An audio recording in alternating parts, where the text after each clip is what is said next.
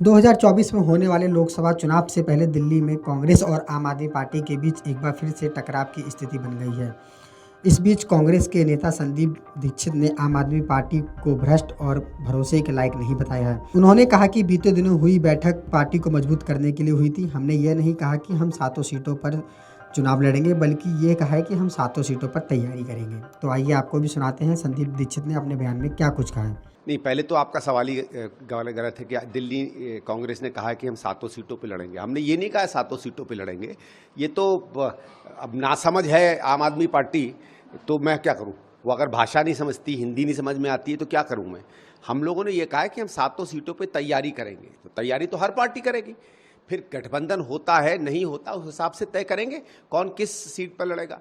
हमारी जो मीटिंग थी वो मुख्यतः कांग्रेस को सशक्त करने के लिए थी, और उसमें 2024 का चुनाव भी था, आगे की कांग्रेस भी थी, और ये हम लोग देखना चाह रहे थे कि भाई कांग्रेस इस समय जिस हालत में है उससे हम बेहतर कैसे कर सकते हैं, दोबारा वोटरों को अपनी तरफ कैसे खींच सकते हैं, जिन पार्टियों में हमारा वोटर तब्दील होकर गया है उनसे कैसे उन्हें वापस ला सकते हैं, और पार्टियों के जो वोटर हैं उनमें हम किस तरीके से एक प्रभाव डाल सकते हैं, इस पर विस्तृत चर्चा हुई थी।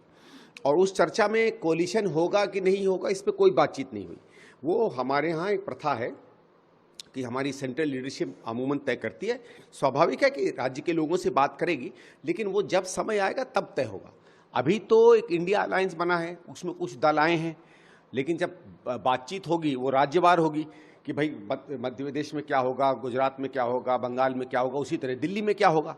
और जिसको भी अगर हमारी सेंट्रल लीडरशिप समझती है कि इनके साथ हमें गठबंधन करना चाहिए, और अगर करना चाहिए तो कितनी सीटों पे करना चाहिए, और कितनी सीटों पे करना चाहिए तो किन सीटों पे करना चाहिए, वो तब तय होगा। अभी तो उस पर कोई ना चर्चा हुई है ना कोई उस पर ज़्यादा बातचीत हुई है, मतलब कोई निर्णय हुआ है।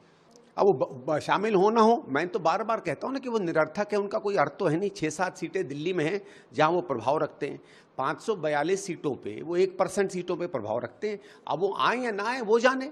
ऐसे भी हम लोग तो बार बार कह रहे थे कि जब एक बार ये वोट हो जाएगा लोकसभा राज्यसभा में, फिर आम आदमी पार्टी रास्ता ढूंढेगी भागने का।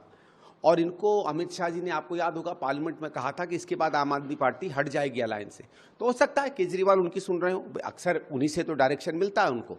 तो जो हम लोग बार बार कहते हैं कि तो बी पार्टी है भारतीय जनता पार्टी, वो खुद ही सिद्ध कर दिया केजरीवाल ने।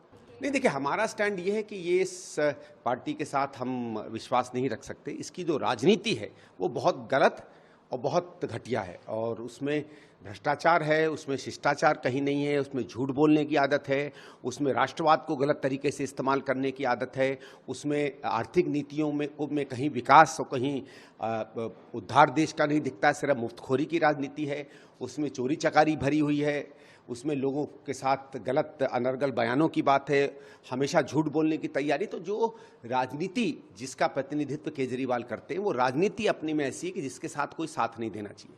लेकिन ये भी है कि पार्टियां अपना रुख बदलती हैं अपने तौर। दरअसल दिल्ली में बुधवार को संगठन की मजबूती और आगामी चुनावों को लेकर कांग्रेस के शीर्ष नेताओं की एक बैठक हुई थी। बैठक से बाहर आने के बाद अलका लामा ने कहा था कि करीब 3 घंटे तक यह बैठक चली, जिसमें राहुल गांधी, कांग्रेस प्रमुख मल्लिकार्जुन खड़गे, केसी वेणुगोपाल और दीपक बावरिया मौजूद रहे। अलका ने अपने बयान में कहा कि पार्टी ने हमें आगामी लोकसभा चुनाव के लिए तैयारी करने को कहा है। उनका कहना था कि यह निर्णय लिया गया है कि दिल्ली में सभी 7 सीटों पर चुनाव लड़ेंगे।